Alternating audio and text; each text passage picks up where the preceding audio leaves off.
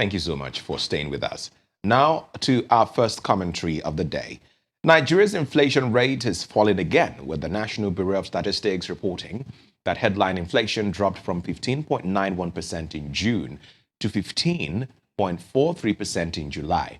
On the surface, encouraging news, exhilarating news, sounds like good news. It suggests that the pace at which the general price level is increasing is slowing, and after the difficult economic conditions Nigerians have experienced over the past 2 years, any sustained moderation in inflation should ordinarily be something worth celebrating. Right, but there is another number that in that same report that tells a different story: food inflation, which is arguably the part of the inflation report that Nigerians feel most directly, accelerated sharply during the month. Food inflation rose to 20.31% year on year in July, while the month-on-month rate jumped to 5.56% from 3.75% in June.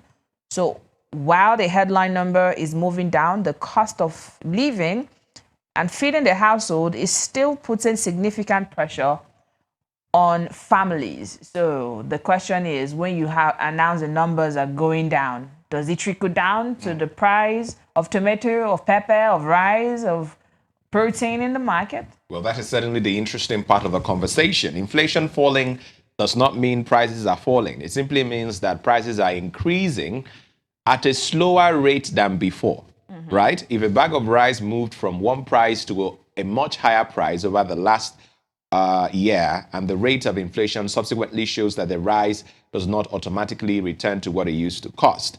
The price increase has already happened.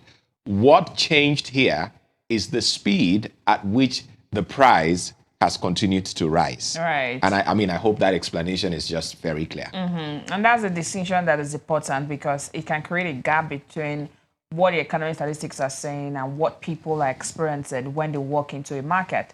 A government can point to a falling inflation rate and say the economy is stabilizing, while a family looking at price of rice, beans, vegetable, meat, transport, and school fees may still feel that life is becoming more expensive.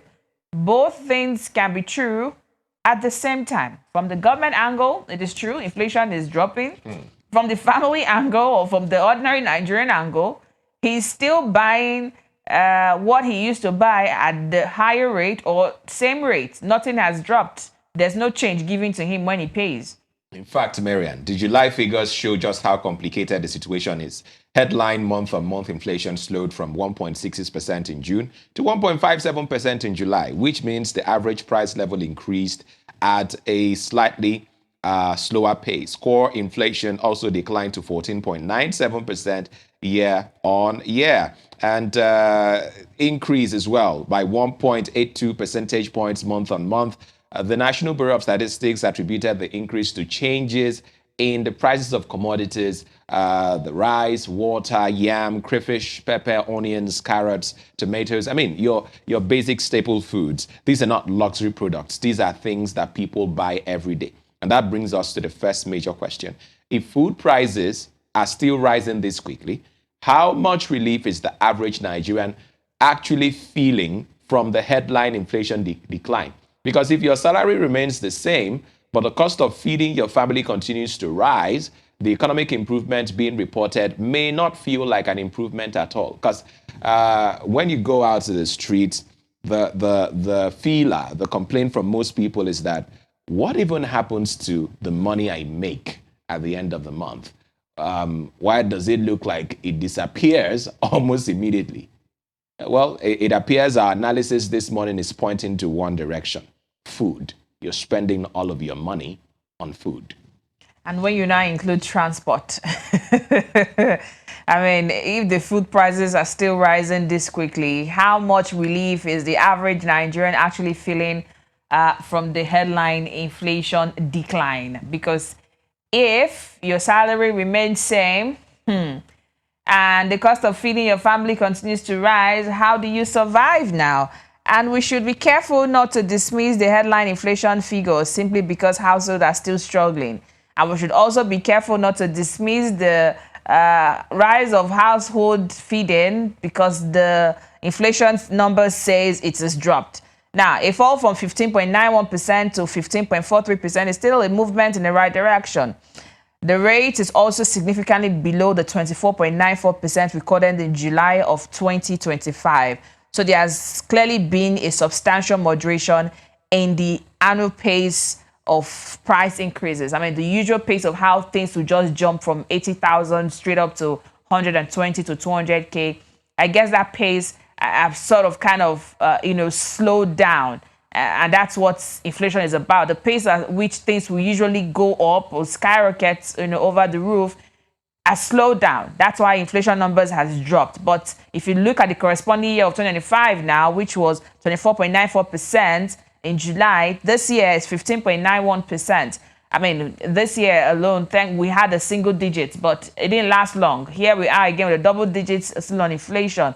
But the Nigerian man wants to understand how you say the inflation is easing and the bread he buys for 2,000 naira is still 2,000 naira. He hasn't bought the bread for 1.8 or for 1.5 yet. But that's not it. When you say inflation number drops, it doesn't automatically trickle to that down to your bread being now sold for 2,000 naira now sold for 1.5. It means that the bread might not now increase to 2,200 or 2,500. It will remain at that 2,000 naira. But maybe if it's going to drop, maybe 1,950 as sort of. That's the only thing. But just that it's not going to raise more than 2,000. It might just be slower to get to that point. So perhaps what we want to see is a sustained trend. We want to see headline inflation continue to moderate, food inflation come down, the naira remain relatively stable, and businesses begin to experience lower operating cost. We need to look beyond the inflation number itself. Of course, you know that inflation is influenced by a number of factors. Food production, for instance, matters. Transportation costs is important. Energy costs, the exchange rate, for instance. Nigerian security matters. In fact, it's surprising that insecurity is even part of the equation. Farmers cannot produce efficiently and effectively if they cannot safely access their farms. Infrastructure matters because you have to move the food from where it is produced to where it's consumed. And all of this costs money. And if the cost of doing all of this, the production, the transportation, the storage, if the costs continue to rise, they eventually find their way into the price that Nigerians will have to pay at the end of the day. For example, a farmer may produce a bag of rice at a particular cost, but that is not the price the consumer eventually pays. There's transportation, there's storage, there's market changes, there's packaging, there's processing, there's distribution. If fuel, for instance, becomes more expensive, or roads are bad, or insecurity disrupts movement, every stage of this production and consumption chain can actually affect the final price. And I mean, we've been down this road before. We've had periods where inflation started coming down, only for food prices or other structural pressures to push it back up. And that is why economists are often cautious about declaring victory too early. A temporary decline can be encouraging, but structural inflation requires structural solutions. Right. And of course, there's also the issue of household income. Even if inflation slows, Nigerians need income that can keep pace with the cost of living. If wages remain stagnant while essential expenses remain high, a modest decline in inflation may not substantially improve purchasing power. The question is not simply whether prices are increasing more slowly, it's whether Nigerians can afford the prices that already exist. That's one concern. The current price is still a struggle to pay.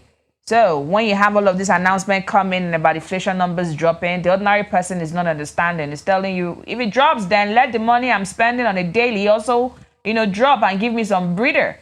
So Nigerians are keenly watching how the economy grows and how inflation numbers are being reeled out, trickle down to how that daily cost of living is also not as high as it is now. And let's also try to drive it further home. If your landlord, for instance, has increased your rent from 500,000 to 700,000, and the next year the rent rises only from 700,000 to 730. Now, the rate of increase has slowed. Remember, the first time it was 500 to 700, and this time it's 700 to 730.